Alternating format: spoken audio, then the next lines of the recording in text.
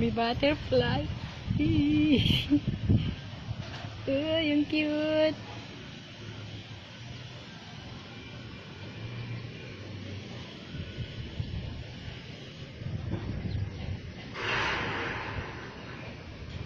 Yan, butterfly. Ganda ng kulay niya.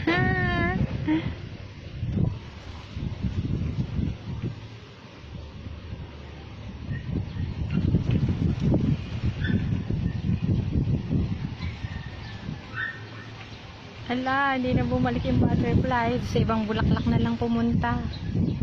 Ang dami kasing bulaklak. Hindi niya alam kung saan siya dadapo.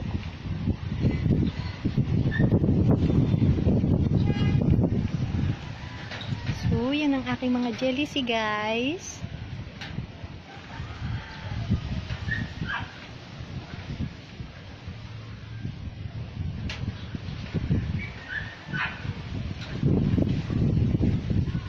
So, si jellycy, love na love ko yan si jellycy, guys. So, yung mga dumadapo sa kanya, yung mga maliliit na ano yan, parang langaw siya, pero sumisip-sip din siya ng mga mga honey ng mga flowers.